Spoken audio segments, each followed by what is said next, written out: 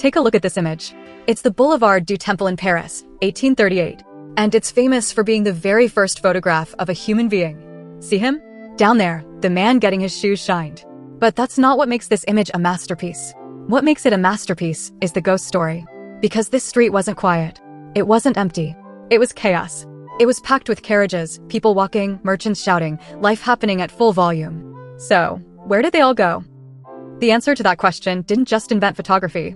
It planted a seed that would completely change how your brain decides what's worth remembering and what's doomed to be forgotten.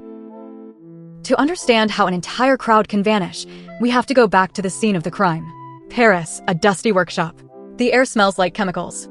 A man named Louis Daguerre is leaning over a copper plate, polished with fine red powder until it's a perfect, flawless mirror.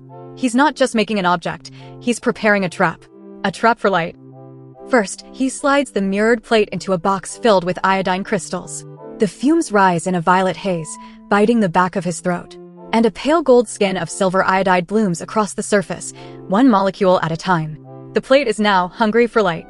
It's ready. He slots it into a camera, basically a dark box with a lens, and points it out his window, down at the bustling Boulevard du Temple. Then he opens the shutter. And he waits. For a long, long time. We're talking minutes. Maybe 10, maybe more. While that shutter is open, the plate is slowly, deliberately summing up everything it sees. It's a long, continuous stare. And here's the secret. The physics of disappearance. The camera's long exposure is like a painter who only paints things that don't move. All those carriages rattling by, they were there for a few seconds, but not long enough to leave a mark. They smear into a thin, invisible blur and average themselves out of existence. All the pedestrians, the shoppers, the children running? Same story. They became ghosts. Motion had an alibi. But down on that corner, one man stood almost perfectly still to have his boots shined. And the shoeshine boy, stooped over his work, was also mostly still. For 10 solid minutes, they held their pose. And because they stayed put, their light accumulated on the plate, photon by photon. They held still long enough to survive the chemistry. 2 human beings fossilized in light. An entire city's energy was erased, and only stillness was saved. The boulevard wasn't empty. The method made it so. The bottle was invented, but the bottle had rules. And this little piece of chemistry was dangerous. To bring the hidden image out, Daguerre would take the exposed plate into a dark cabinet and heat a cup of mercury below it.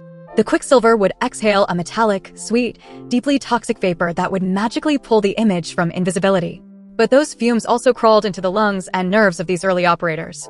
It gave them tremors, irritability, a life of unquiet sleep. This was art, but it demanded a price. And the result was a perilous, unique object. A daguerreotype. There's no negative. It's an only. Touch the surface and you bruise the image forever.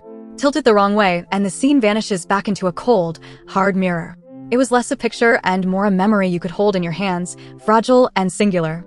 The crowd was gathering around the bottle. For a while, this was an elite craft. But then, the bottle got easier to open. In 1888, a company called Kodak came up with a world-changing slogan: "You press the button, we do the rest."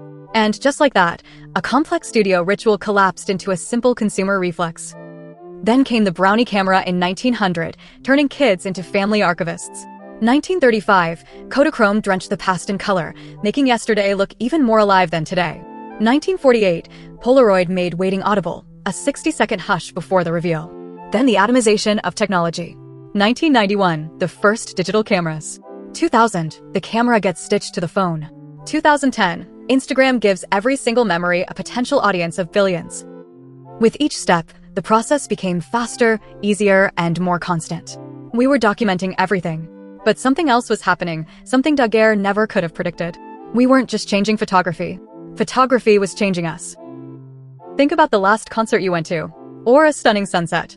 Did you watch it with your eyes, or did you watch it through your phone screen? You come home with 100 blurry photos, but do you actually remember the music? The feeling of the moment? Or do you just remember the act of taking the photo? Scientists call this the photo-taking impairment effect. Studies, like one by Dr. Linda Henkel in 2013, show that when we outsource the job of remembering to a device, our own internal memory for that event gets weaker. We rely on the camera, so our brain doesn't bother to encode the details itself. It's like it knows the file is saved elsewhere. There's also the Google effect. We're now better at remembering where information is stored, which folder, which app, which cloud, than we are at remembering the information itself. The camera became a prosthesis for memory, but it also became a crutch. And it all started with that empty street in Paris. Here's the hinge. We didn't just learn to remember more. We built devices that remember for us, and then we began to reshape our lives around what those devices could and couldn't hold. That daguerreotype could only hold stillness. So, what did we learn to do? We learned to be still. Look at how we behave. At weddings, graduations, birthdays, what's the one thing everyone does? They stop. They pose. They square their shoulders and they freeze. We rehearse our proof of life. Photography promised us an objective, perfect memory, but in the same breath, it quietly taught us how to perform the version of ourselves that was worthy of being kept. The rule of the bottle became the rule of our lives. Every medium decides which slice of reality gets to survive.